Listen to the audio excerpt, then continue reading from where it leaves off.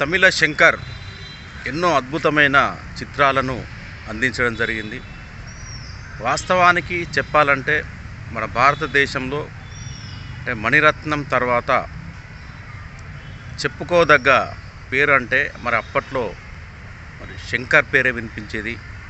ఎందుకంటే వైవిధ్యమైన కథలతో ఆయన చిత్రాలు తెరకెక్కించేవారు. ముఖ్యంగా అవినీతి, అక్రమాలు, సమాజంలో చోటు చేసుకుంటున్న రాజకీయ పరిణామాలు, అదేవిధంగా విద్య ఇట్లాంటి అంశాలను కథా మూలంగా ఎంచుకొని సినిమాలు తెరకెక్కించడం జరిగింది.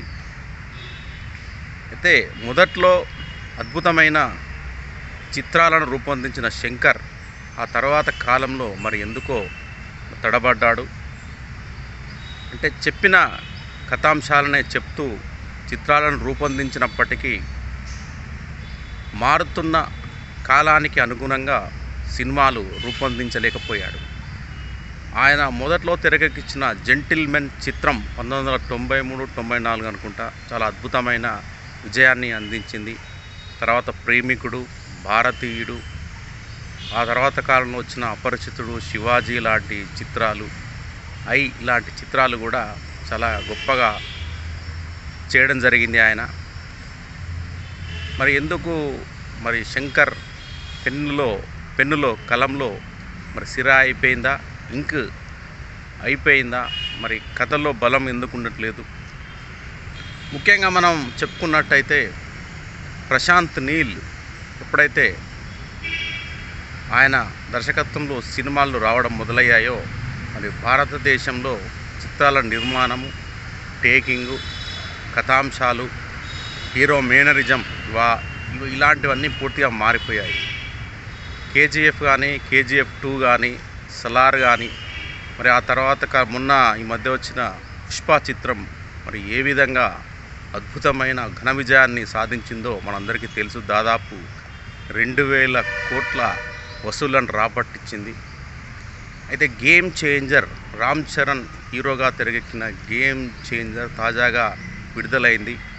అయితే డివైడ్ టాక్నైతే మూటగట్టుకుంది. ఎందుకంటే గతంలో రాజకీయ నేపథ్యంలో పొలిటికల్ అంశాలతో తెరకెక్కిన చిత్రాలు చాలా ఉన్నాయి.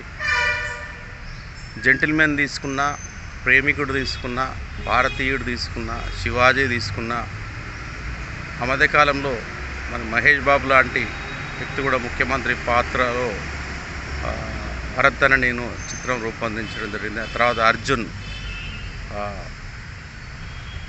నేను ఒక్కడినే సంథింగ్ ఒక్కడు సినిమా అనుకుంటా, మరి అలాంటి చిత్రాలు రూపొందించబడ్డాయి. కానీ మొట్టమొదటిసారిగా తెలుగులో మరి నిర్మించిన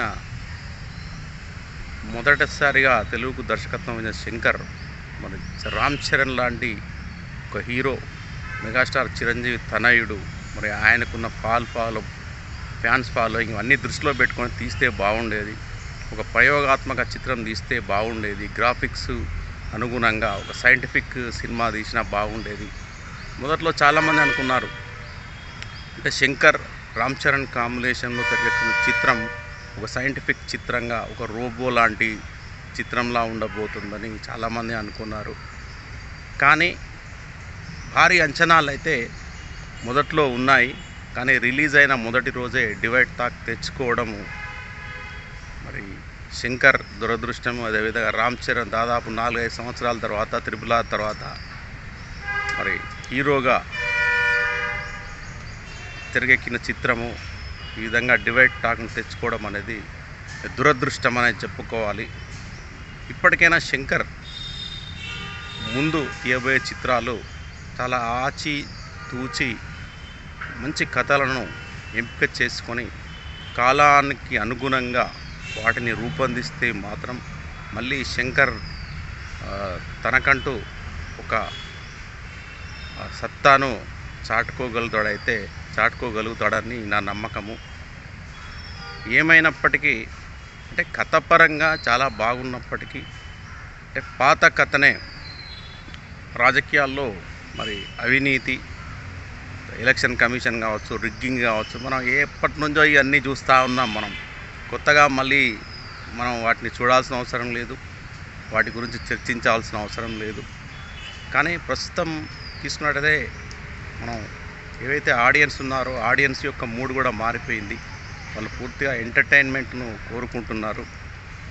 ఎంటర్టైన్మెంటుతో పాటు సమాజానికి సంబంధించి మెసేజ్లు కూడా ఇస్తూ చక్కగా సినిమాలు కూడా రూపొందిస్తున్నారు. కానీ ఎందుకో మరి గేమ్ చేంజర్ సినిమా అయితే ఇది బోల్తా కొట్టిందని చెప్పాలి. ముఖ్యంగా సినిమాలో మరి రామ్ చరణ్ నటన పరంగా కూడా కొంత మైనస్ అయినట్టు కనబడుతూ ఉంది. రామ్ చరణ్లో ఉన్న నటనను మరి దర్శకుడు శంకర్ పూర్తిగా చూపించలేకపోయాడు. రంగస్థలంలో కావచ్చు, RRR సినిమాలో చూపించిన నటన మరి గేమ్ చేంజర్లో అయితే లోపించిందనే చెప్పాలి. గతంలో మరి శంకర్ తెరకెక్కించిన చిత్రాల్లో పాటలు అద్భుతంగా ఉండేది. మరి రామ్ చరణ్ హీరో నటించిన గేమ్ చేంజర్లో మాత్రం పాటలు చాలా దరిద్రంగా చండాలంగా ఉన్నాయి. మరి చాలా డబ్బులు ఖర్చు పెట్టారని అంటున్నారు. మరి ఎందుకు ఖర్చు పెట్టారు, మరి దేనికోసం ఖర్చు పెట్టారు? అసలు పాటలు అయితే ఏం బాగాలేవు. జాగ్రత్తలు తీసుకొని ఉంటే బాగుండేది. ఎస్జే సూర్య యాక్టింగ్ బాగున్నప్పటికీ మరి రామ్ చరణ్ పాత్రలు కొంత ఇబ్బంది పెట్టినట్టయితే కనిపిస్తూ ఉంది. ప్రేక్షకులు కూడా అదే అభిప్రాయాన్ని వ్యక్తపరుస్తున్నారు. సినిమా అనలిస్టులు కూడా అదే అభిప్రాయాన్ని వ్యక్తపరుస్తున్నారు. KGF, సలారు, పుష్ప లాంటి చిత్రాలు వచ్చిన తర్వాత ఈ సినిమా పైన హైప్ బాగా పెరిగింది, భారీ అంచనాలు ఏర్పడ్డాయి. కానీ ఆ అంచనాలని గేమ్ చేంజర్ చిత్రం అందుకోలేకపోయింది.